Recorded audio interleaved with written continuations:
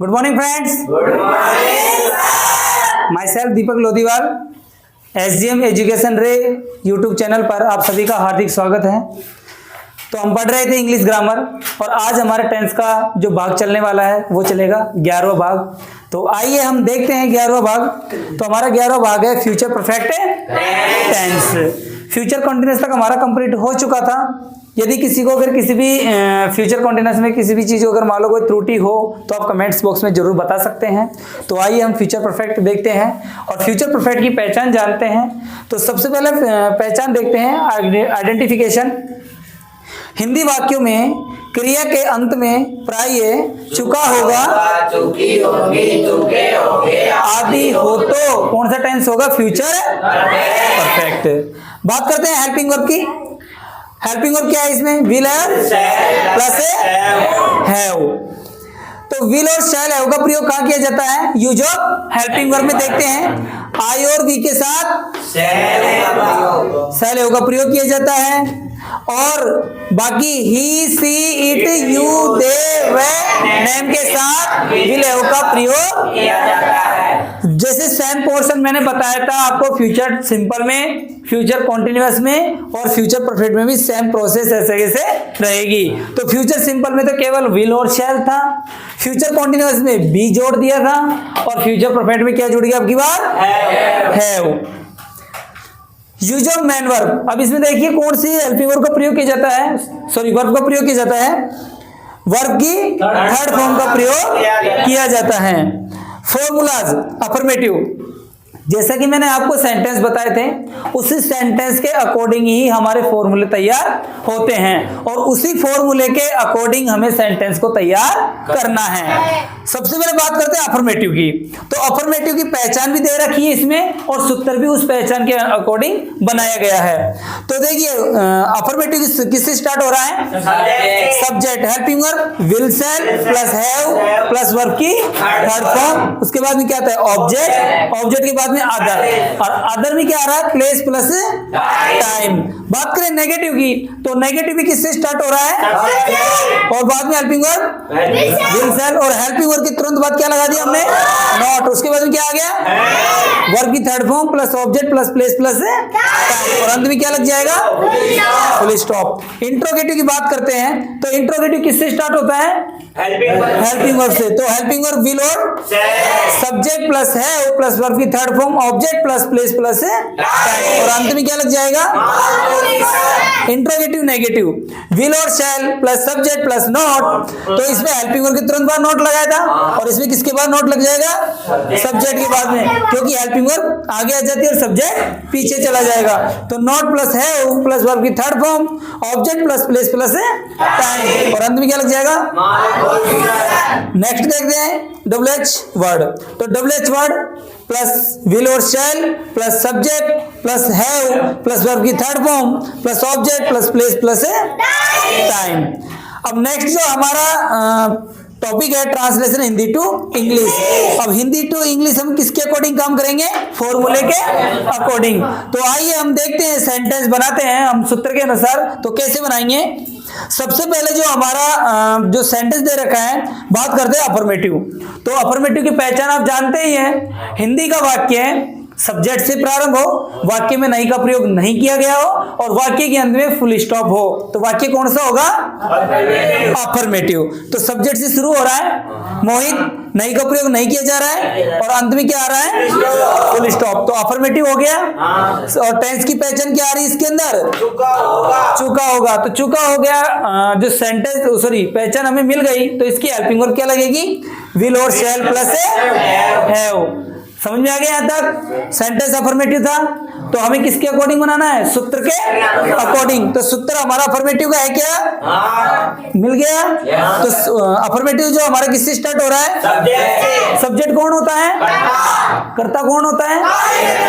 तो इसमें कार्य करने वाला कौन है? तो पूरा सेंटेंस पढ़ो। मोहित कहानी लिखना भूल चुका होगा। तो इसमें कौन भूल चुका होगा? तो मोहित नाम है, तो मोहित का मोहित। अब नाम है ना इसमें, तो नाम के साथ क्या लगेगा? विल या शैल?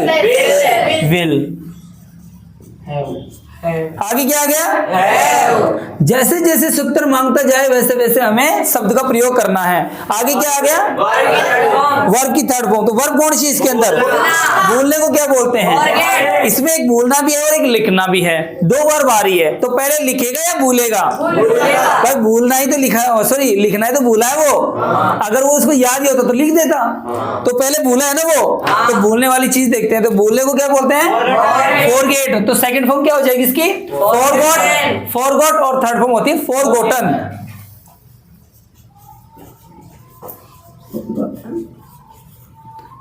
दूसरी वर्ब लगा दो, टू लिखना। राइट।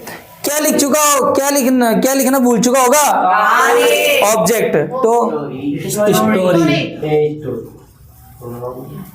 समय है क्या? स्थान है क्या? तो क्या लगा देंगे? तो इस तरीके से हम सेंटेंस को तैयार कर सकते हैं। किसके अनुसार तैयार किया हमने? सूत्र के। तो इस तरीके से दूसरा सेंटेंस देखिए। तो हमारा नेक्स्ट सेंटेंस है नेगेटिव का। तो सेंटेंस को पढ़ो एक बार। रवीना रसोई घर में खाना नहीं बना चुकी होगी। तो सबसे पहले क्या देखेंगे? टेंस की पहचान। तो टेंस की पहचान हमेशा कहां पर आती है? किसके अंत में? तो क्या लिखा हुआ है? चुकी होगी। पहचान हमारा मिल रहा है क्या? तो कौन से टेंस की पहचान है? क्लियर। सेंटेंस कौन सा है? सब्जेक्ट से शुरू हो रहा है, नहीं का प्रयोग किया जा रहा है, अंत में फुल स्टॉप आ रहा है, तो सेंटेंस नेगेटिव हो गया। तो नेगेटिव का सेंटेंस हो गया तो किसके अकॉर्डिंग बनाएंगे? फॉर्मूले के अकॉर्डिंग। तो नेगेटिव का फॉर्मूला हमारे पास है, किससे शुरू हो रहा है? सूत्र जो जो शब्द मांगता जाए उसमें से अपन को सेंटेंस में से उतारते जाना है, तो हमारा सेंटेंस तैयार हो जाएगा। देखिए कैसे स्टार्ट होगा। तो सब्जेक्ट कौन होता है? कर्ता। और कर्ता कौन होता है? तो इसमें कार्य करने वाली कौन है? तो रवीना एक नाम है, तो रवीना का रवीना हो जाएगा। अब रवीना नेम है, तो नेम के साथ क्या आ जाएगा? विल। अब हेल्पिंग वर्ब के तुरंत बाद क्या लग जाता है? नॉट। ऐसा कैसे लगा दो? वर्ब की सॉरी हैव आ गया, तो हैव भी ऐसे कैसे उतर जाएगा? उसके बाद में आता है वर्ब की। तो वर्ब क्या है इसमें? सॉरी बनाना है ना, तो बनाने क्या बोलेंगे? मैक। तो थर्ड फॉर्म क्या होगी इसकी? Make, made, made. तो यहाँ पर क्या लिख देंगे अपन? मैड। ऑब्जेक्ट क्या बना चुकी होगी? खाना। खाने को क्या बोलेंगे? फूड। स्थान कहाँ बना चुकी होगी? रसोई घर में, तो इन द किचन। कब बना चुकी होगी? है क्या? तो अंत में क्या लगा देंगे? Full stop. ये हमारा नेगेटिव का सूत्र बनकर तैयार हो गया है। आइए अब नेक्स्ट देखते हैं हमारा इंट्रोगेटिव। अब इंट्रोगेटिव की बात करें तो सबसे पहले सेंटेंस को पढ़ो। क्या सुरेश फुटबॉल खेल चुका होगा? तो अंत में क्या पहचान आ गई? चुका होगा। कौन से टेंस की पहचान है? फ्यूचर परफेक्ट टेंस की। सेंटेंस पहचानो। तो क्या से शुरू हो रहा है? नहीं का प्रयोग नहीं किया जा रहा है, और वाक्य के अंत में सेंटेंस कौन सा हो गया? इंट्रोगेटिव का सूत्र हमारे पास अवेलेबल है। किससे शुरू हो रहा है? हेल्पिंग वर्ब कब देख के लगाएंगे? सब्जेक्ट कौन है इसमें? तो सुरेश नाम है, तो सुरेश का सुरेश उतार देंगे। लेकिन हमें स्टार्ट तो हेल्पिंग वर्ब से करनी है ना, तो नाम आ गया ना, तो नाम के साथ क्या लगेगा? विल या शैल? विल। विल सुरेश। आगे क्या आ जाएगा? हैव। तो हैव ऐसा कैसे लगा दो? वर्ब। खेलना। खेलने क्या बोलते हैं? तो प्ले का क्या बन जाएगा? प्लेड। उसके बाद में आता है ऑब्जेक्ट। ऑब्जेक्ट पूछता है क्या खेल चुका होगा? फुटबॉल। उसके बाद में आता है स्थान। स्थान कहाँ खेल चुका होगा? समय कब खेल चुका होगा? नहीं है। Marco question. क्या समझ में आ गया हमें? आइए इस तरीके से नेक्स्ट और जानते हैं। सबसे पहले इसमें दे रखा है WH वाला, है ना? तो WH वाला देखो, WH का जो पहचान होती है वो सब्जेक्ट से शुरू होगा और अंत में किसका प्रयोग किया जाएगा? अपर सॉरी मार्क ऑफ क्वेश्चन का। तो यहाँ पर देखिए सब्जेक्ट से शुरू हो रहा है, नहीं का प्रयोग नहीं किया जा रहा है और अंत में मार्क ऑफ क्वेश्चन आ रहा है। तो देखिए आप सब्जेक्ट से भी शुरू हो रहा है और अंत में मार्क ऑफ क्वेश्चन भी आ रहा है। तो मैंने कल भी बताया था आपको, तो ये वाक्य किससे शुरू होगा? डबल एच वर्ड से शुरू होगा ना। तो डबल एच वर्ड का पैटर्न हमारे पास है, किससे शुरू हो रहा है? तो डब्ल्यू एच वर्ड। तो डब्ल्यू एच वर्ड इसमें क्या है? तो क्या को अंग्रेजी में क्या बोलेंगे? व्हाट। अब इसमें क्या आ रहा है नेक्स्ट? तो हेल्पिंग वर्ब किसको देखकर लगाएंगे? सब्जेक्ट क्या है इसमें? तो राजेश नाम है, तो नाम के साथ क्या लगेगा? Will. Subject Rajesh, have. Verb की तो प्लेड। ऑब्जेक्ट, अब ऑब्जेक्ट पूछता है क्या? अब क्या तो ये खुद ही पूछ रहा है, तो इसके बाद में आता है स्थान। कहाँ खेल चुका होगा? मैदान में। In the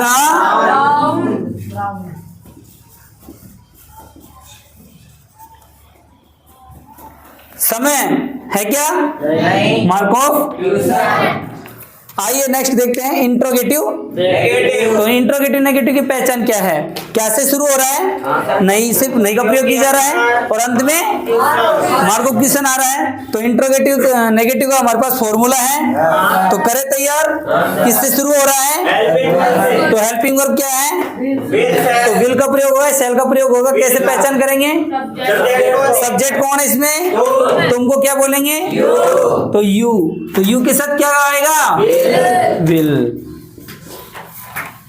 next not. Not ऐसा कैसे उतार दो? हैव। वर्ब की थर्ड फॉर्म तोड़ दो, क्या बोलते हैं? प्लग। तो थर्ड फॉर्म क्या हो जाएगा? प्लग्ड। ऑब्जेक्ट क्या? फूल को क्या बोलेंगे? फ्लावर्स। कहाँ तोड़ चुका होगा? In the garden. In the garden. समय कब तोड़ चुका होगा? नहीं है, अंत में क्या लगा देंगे? Mark of question. इस फॉर्मूले के अनुसार हम इस सेंटेंस को तैयार कर सकते हैं। अब नेक्स्ट जो हमारा पॉइंट है वो है ट्रांसलेशन इंग्लिश टू हिंदी। और आइए नेक्स्ट पॉइंट में देखेंगे हम। आइए हम नेक्स्ट पॉइंट में मिलते हैं, ट्रांसलेशन इंग्लिश टू हिंदी। तो अब से पहले हमने किस में बनाया था? Hindi to English. मतलब हिंदी का अंग्रेजी में बनाया और अब हम क्या करना है? अंग्रेजी से हिंदी में बनाना है।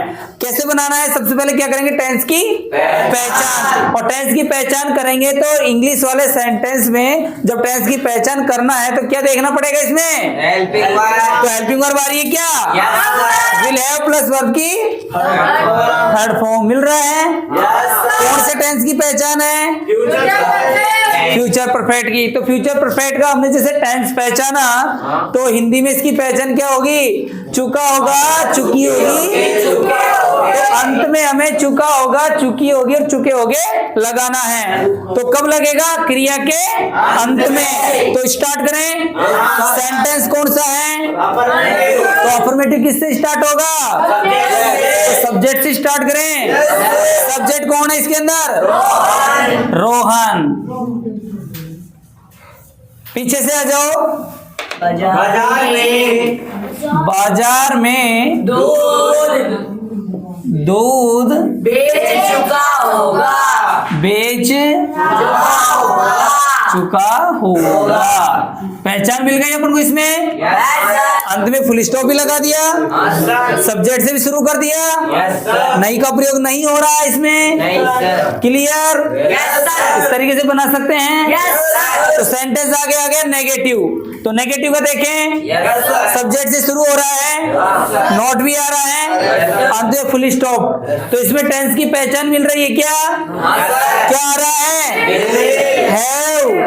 वर्ब की कौन से टेंस की है पहचान?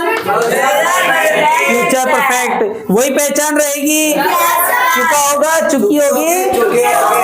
तो देखिए सब्जेक्ट क्या है इसमें? अमन। पीछे से आ जाओ। एक पत्र नहीं लिख चुका होगा। क्या आ गया समझ में? Yes, sir. इस तरीके से हम सेंटेंस क्वालिफाई कर सकते हैं। नेक्स्ट देखिए interrogative, will you have watched A movie? तो विल मिल गया, हैव आ गया, वर्ब की थर्ड फॉर्म आ गई। Yes, sir. सेंटेंस की बात करें तो हेल्पिंग वर्ब से शुरू हो रहा है, Yes, sir. अंत में मार्क ऑफ क्वेश्चन आ रहा है, Yes, sir. नोट का प्रयोग नहीं Yes, sir. किया जा रहा है। तो किससे शुरू करेंगे हिंदी में? क्या से? क्या से? यदि इंग्लिश का वाक्य हेल्पिंग वर्ब से शुरू हो तो सेंटेंस इंग्लिश का बनाते समय, सॉरी हिंदी का बनाते समय किससे स्टार्ट करेंगे? क्या से? क्या से? क्या? क्या तुम तुम पीछे से आ जाओ। एक मूवी नहीं वॉच्ड देख चुके हो, देख चुके होंगे। तो क्या से शुरू हो रहा ना? सवाल पूछ रहा है ना, तो अंत में क्या लगेगा? आइए नेक्स्ट इंट्रोगेटिव नेगेटिव, किससे शुरू हो रहा है? सेल से शुरू हो रहा है, नोट का प्रयोग किया जा रहा है, वाक्य के अंदर मार्क ऑफ क्वेश्चन आ रहा है। कौन सा वाक्य हो गया? Interrogative negative. और हेल्पिंग वर्ब से शुरू हो रहा है तो हिंदी में किससे शुरू करेंगे? क्या से? तो क्या हम जंगल में पेड़ नहीं काट चुके होंगे। मार्को क्या तैयार हो गया हमारा सेंटेंस? आइए इस तरीके से दूसरा और देखते हैं, डब्ल्यू एच इंट्रोगेटिव। तो डब्ल्यू एच इंट्रोगेटिव किससे शुरू हो रहा है? डब्ल्यू एच वर्ड से, अंत में क्या आ रहा है? तो हिंदी में बनाएंगे तो किससे स्टार्ट करेंगे? सब्जेक्ट। तो सब्जेक्ट कौन है इसमें? टॉम। तो टॉम है पीछे से, तालाब में बेर कहाँ? 1 मिनट थोड़ा रोक लो। गड़बड़ होगी। तो देखिए इन W H interrogative, where will you have caught fishes? तो किससे शुरू हो रहा है? वेयर। तो डब्ल्यू एच वर्ड से शुरू हो रहा है। तो देखिए तो सब्जेक्ट से स्टार्ट करेंगे। तो सब्जेक्ट कौन है इसमें?